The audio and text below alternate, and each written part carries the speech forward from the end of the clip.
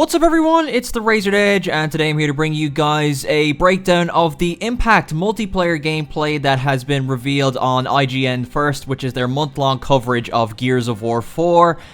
In this video, I'm not going to be playing like the actual gameplay out of respect for IGN's exclusivity of the content, but what I am going to do is I have a bunch of screenshots of like important moments and things that I noticed from the gameplay itself. If you guys want to check out the entire gameplay in its uncut full version, there will be a link to IGN's video in the description down below. But let's get right into it. In the first screenshot we have here, we can see, oh, by the way, DBs are confirmed for multiplayer, as you can see here. And just for those of you who don't know, the way it works now is that the DBs will be on the Swarm faction along with the Swarm themselves, just like the Outsiders take part on the COG faction. So just to kind of go over that again, the COG side in multiplayer will be COG soldiers and Outsiders, so basically the humans, and the Swarm faction will have DBs and Swarm drones as the bad guys, you know what I mean, like basically the non-humans, you know, the monsters and the robots. So I think that's pretty cool. It's a nice way to mix it up and add some more variety into multiplayer. I can see,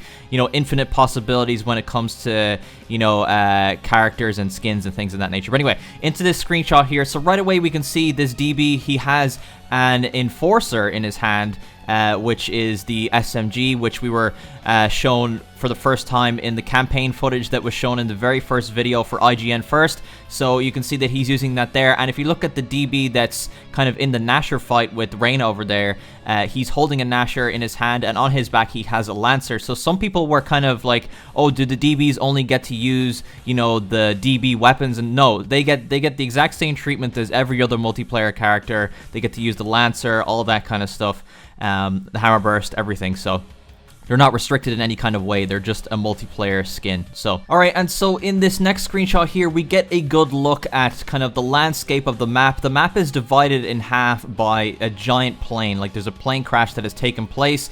This looks like to be a pretty messed up old city. The plane here, actually, what I think this plane could be, it could be a reference to, if you guys watched the campaign gameplay that was revealed in IGN First, there was a plane crash that happened during the very end of the video. Perhaps this could be where the plane crashed. You know, I like the idea of when multiplayer games, especially when they're story heavy, when they create multiplayer maps based around that. It just makes the environment feel more important. You feel more tied to the situation that's going on. You feel more involved and invested. It just makes the immersion all that better. So you got to go to look at that. The plane is actually split into three parts. You see the tail, the middle, and then the front of the plane is actually buried inside a building. You'll see that later on in the video here. But on to the next screenshot, which is, this screenshot reveals two things. It reveals that there is a sniper rifle on the map, as you can see the DB is holding right there. And at the bottom left, that looks to be the Tri-Shot is a power weapon on the map. That could be the Tri-Shot there, or perhaps like a modified version of the Mulcher, but I think it is the Tri-Shot. I just don't know what the exact emblem would be, but I will assume that that is more than likely the Tri-Shot down there. But yeah, we get to see a good look at the new sniper rifle, all updated textures and stuff. It looks really, really nice. But yeah, that's about the majority of what's in that screenshot there. It revealed a lot. And then the next one here is an execution. So we actually saw this execution revealed to us in one of the campaign gameplay demos. I think it was the one from San Diego Comic-Con. We saw JD use it in the campaign against the Swarm. It just looks like that there's quite a big possibility of, you know, a huge variety of executions entering Gears of War 4 multiplayer. It's nice to see some different things. One of the things I was concerned about in the Gears of War 4 beta is that I was seeing some of the same executions from Gears of War 3, so it's nice that they've introduced some new execution animations, and I think they could get really creative and introduce a bunch of new ones, which I think which I would highly recommend the Coalition do, because, you know, just seeing something new would make it all more refreshing instead of, you know, using the executions that we've seen since Gears of War 2.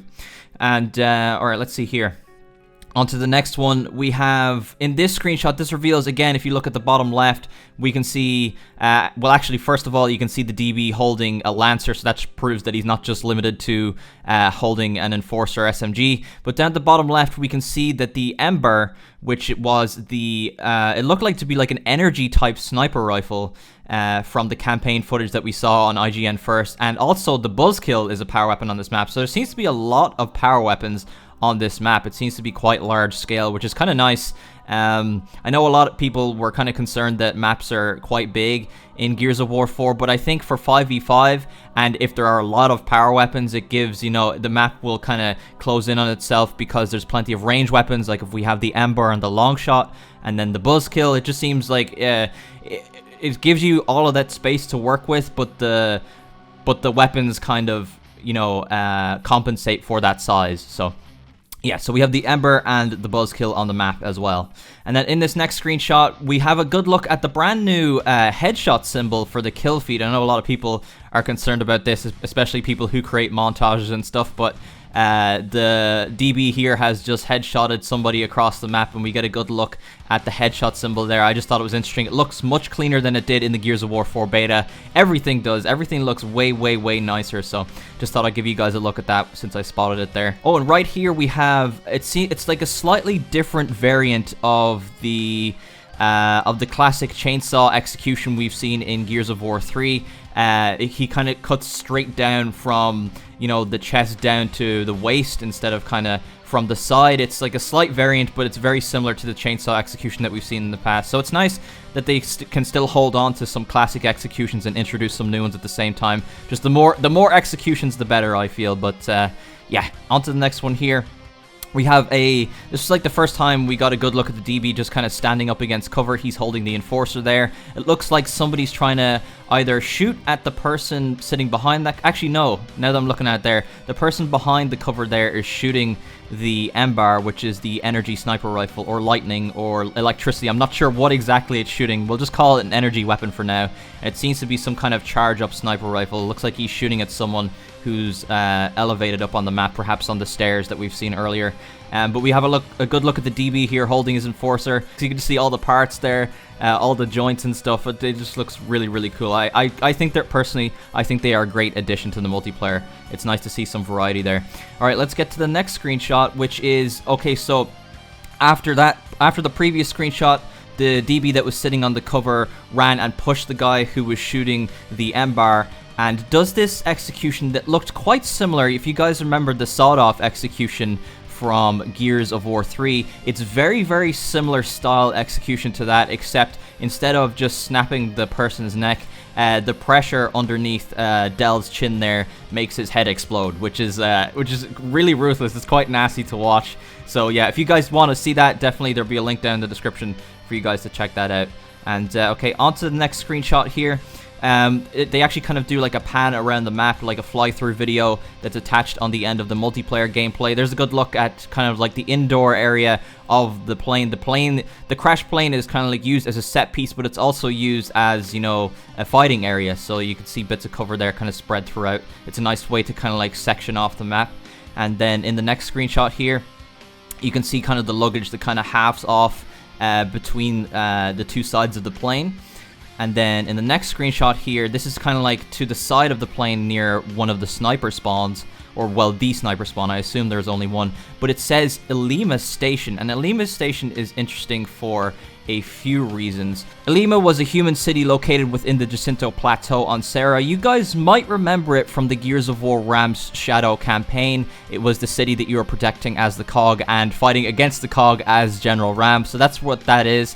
It's kind of interesting because this city was destroyed later on, you know, 15 years after E-Day in Gears of War 2. It was one of the cities that was sunk by the giant riftworm, by the Locust. So it's interesting that that is there. I wonder if it's just an Easter egg, or if maybe perhaps in the Gears of War 4 campaign that Lima is being rebuilt, or maybe parts of it are being used. I don't know. It'll be interesting to see, but I just found that to be a pretty interesting Easter egg. It was pointed out to me by a few people on Twitter. And then finally we have kind of a look at the front area of the plane. This is kind of like the part of the plane that sunk into the side of the building. As you can see, there's kind of like a few places where people can wall bounce. It's all very symmetrical. Both sides are mirrored of each other. You know, very, very, very, very clean. I like it. But yeah, that is pretty much our look and breakdown of the map. Those were the significant things that I noticed throughout the gameplay. But as I said, guys, if you want to check out the gameplay itself, itself, there will be a link in the description for IGN's video. But if you guys enjoyed the breakdown, definitely be sure to drop a like, subscribe to my channel for more Gears of War 4 content. I have been TheRazoredEdge, and I will see you guys next time. Peace. Hey guys, if you enjoyed the video, be sure to drop a like, leave a comment down below letting me know what you thought, subscribe to my channel if you're brand new for more videos, share the video around if you really enjoyed it, and I will see you guys next time.